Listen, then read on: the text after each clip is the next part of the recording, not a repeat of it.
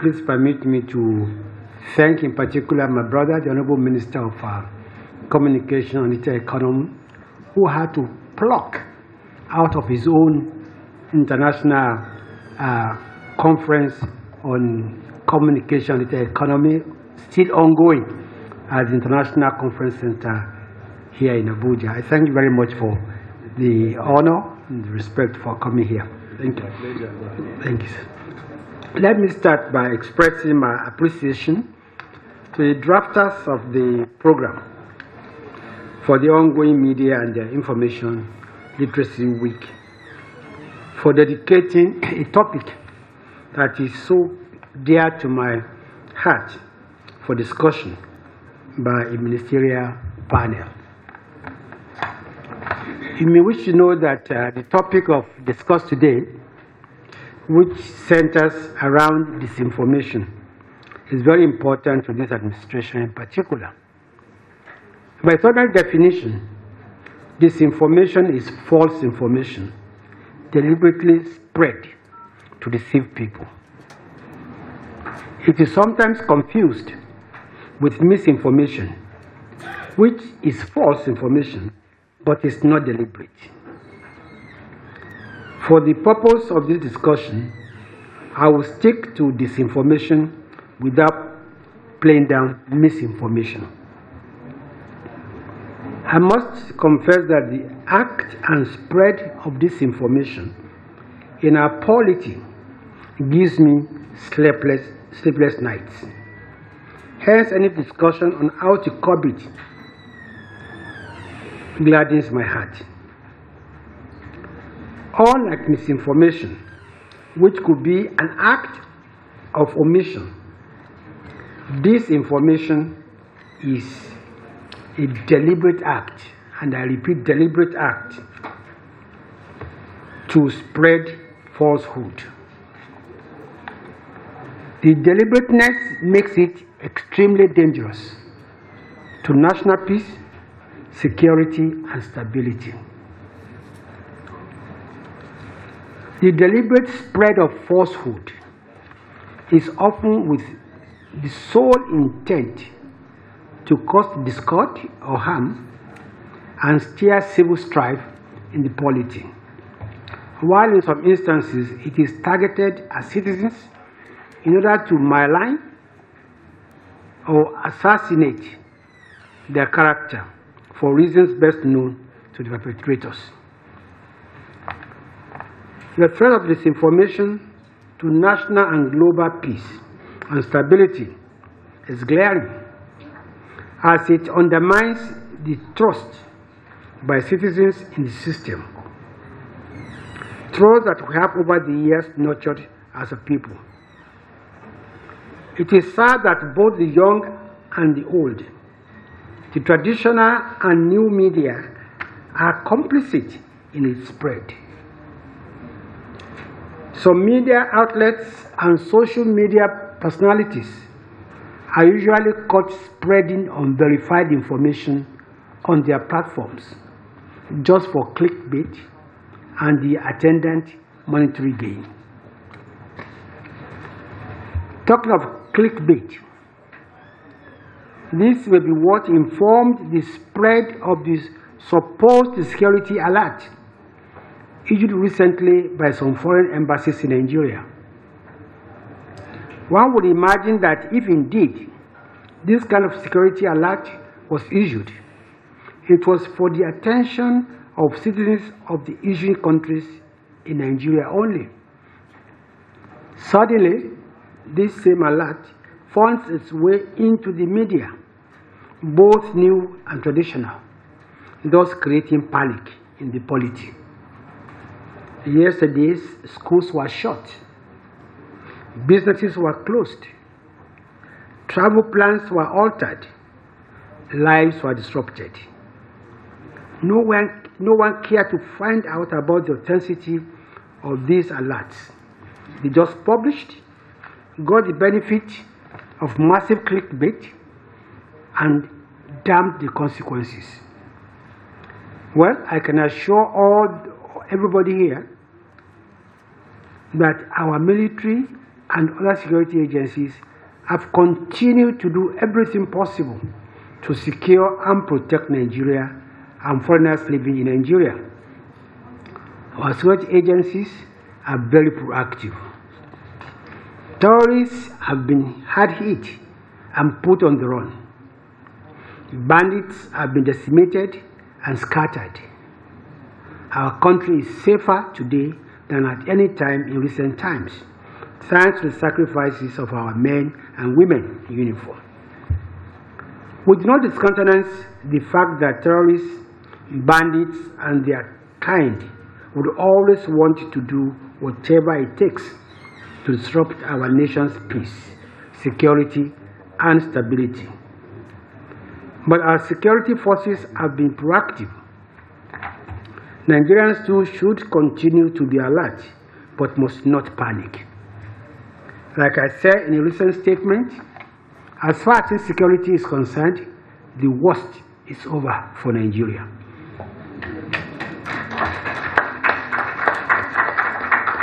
Let me say that deliberate spread of fake news has become more prevalent with the ease in access to connectivity over the digital space.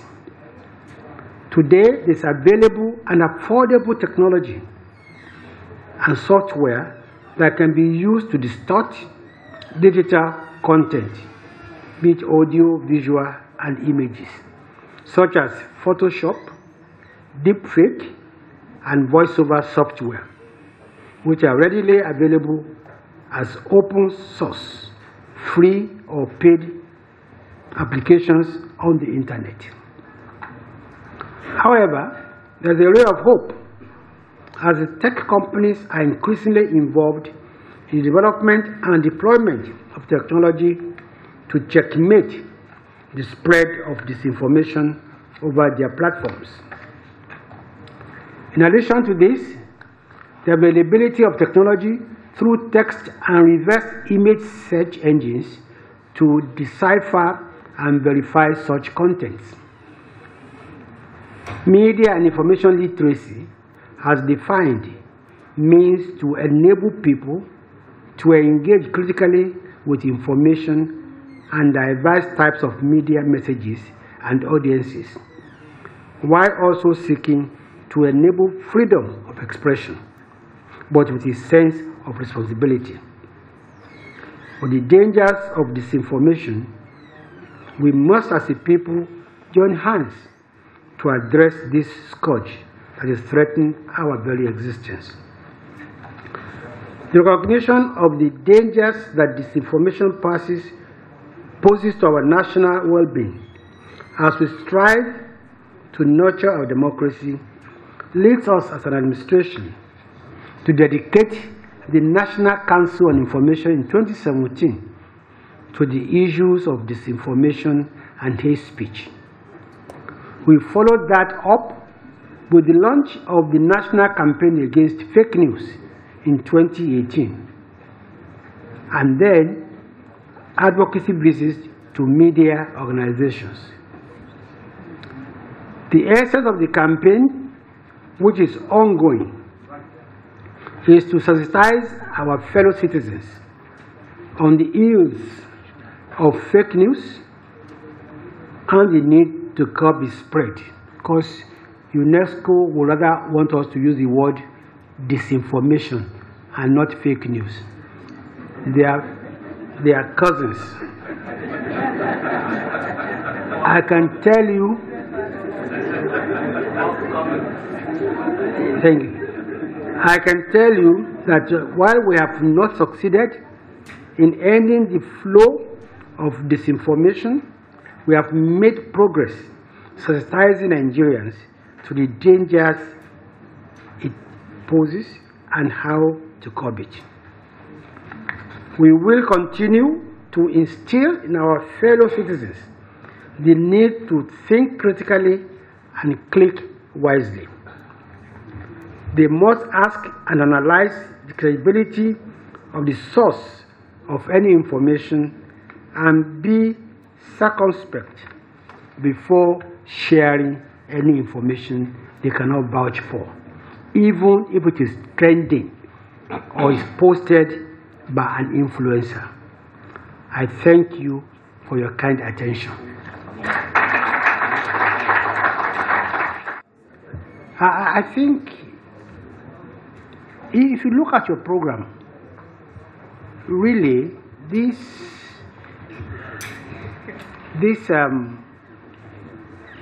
Media and Information Literacy Week, the full title is actually Media and Information Literacy Week, and at the end of it, it actually says Future Conference and Youth Forum. At the same time, if you look at the program, we have a future event, which is Media Information Literacy and Intercultural Dialogue, Conference and Youth Agenda Forum. Small fact, a particular topic and session is reserved for hackathon. An hackathon is actually a platform for for the youth to actually learn more about creating content, posting content in a responsible manner. So if you are talking about a youth inclusion, there's this entire Media Information Literacy Week is actually about total inclusion, including youth, and I think only youth and women actually have specialized, sessions. As we are speaking here, there are other sessions going on elsewhere. So I think we have really taken care of this, because when the ADG in his speech yesterday gave us statistics of how many people use the social media, and of course the youth are generally, in majority. So you can't talk about media information literacy without talking about the youth. I think the Honorable Commissioner for Plateau State, you asked whether there are actually laws against fake news. The answer is yes. There are many laws against fake news. There are regulations against fake news, both NITA laws, MBC laws, MBC codes. But like the Honorable Minister of Communication said, and my colleague and the Honorable Minister of Education here, is that this thing goes beyond laws. There must be an ethical revolution. There must be that decision on the part of all of us that we want to make the world safer. Without that, no amount of laws, even no amount of technology can assist us. So as for laws, yes, there are laws. But I think we need more than laws, we need more than regulations. Sometimes when you even make these laws, you'll be shocked that it's the same people that resist them without even knowing whether the law is meant for them or not. Like I said, as far back as 2017, we saw the danger of fake news. And we devoted an entire national, conference, national council on information on fake news and information in Plateau State, incidentally. The next year, we embarked on a national campaign against, fake news and disinformation. We visited media houses. We enlisted support of techs. Yes, we may not have achieved our aim of killing fake news, because fake news started a long time ago. But at least we brought it to the open. So as for laws, yes, but I think we need more of an ethical revolution. And that is why one of the first programs we put in motion when I became minister was Change Begins With Me. That everybody complaining about anything in Nigeria, look at yourself first. When you make that change begin with you, then you find out you are going to have a lot of change. There's a question on whether what we are doing to verify information I think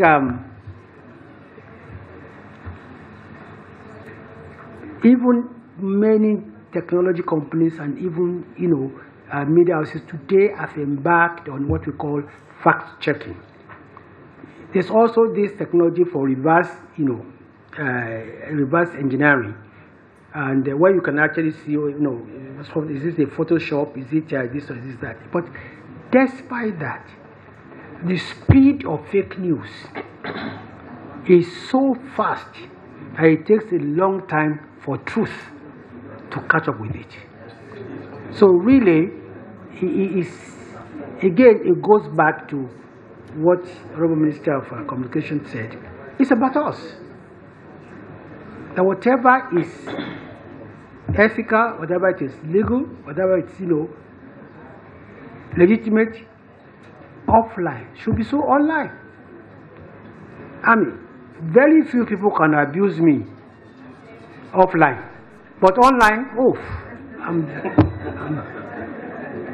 so I mean, like I said, whatever is unethical offline should be unethical online. It's like this online has now given all of us a kind of curtain for anonymity, where we can talk any kind of thing. Earlier this morning, I was with the Honorable Minister of Communication at his conference, and I said, look, he reeled out, the advantages and what technology has done for the entire world, Nigeria, the economy, how much money he has saved. I said, yes, thank you, sir. But all the problem you put on my head, because I cannot sleep. Now, the ease with which we can access information today has also posed challenges. Like he said, there are no more monitors, no more gatekeepers.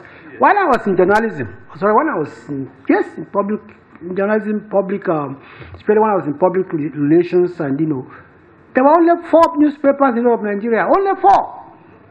New Nigeria, Daily Times, Sketch, I think Tribune. That's all. All of those are provincial newspapers. So once I read those papers, I'm done. Then there are only 2 television stations, only 1 television station in the whole of Nigeria, NTA. And then Federal Radio Corporation of Nigeria. So even television, once I listen to NTA network news, end of matter. Now you talk about, online. Today, 1,000 online publications. Which one do you want to monitor? So again, it comes back to what do we really want to do. This very interesting question about from the remuneration for journalists. Frankly speaking, I think the ADG has answered the question. But let's ask ourselves today, how many media houses are in private hands? How many are in government hands? The answer is very simple. Like I said, when I was growing up, the entire broadcast system was government. But today, it's in private hands. So I am an advocate for people to be adequately remunerated. However, I think the issue of fake news, disinformation goes far beyond remuneration. Now, my colleague, the Honorable Commissioner for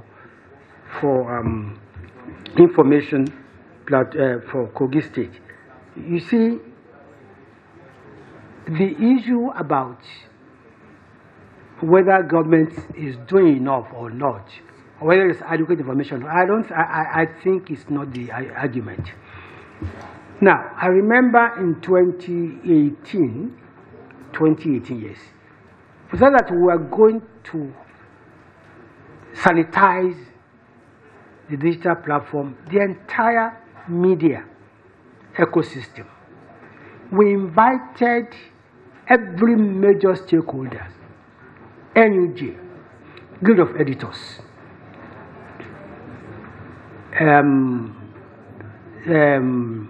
online publishers, everybody. We were rebuffed. So I remember when we started our campaign against fake news, a particular newspaper wrote an editorial against us. they thought we were trying to protect government.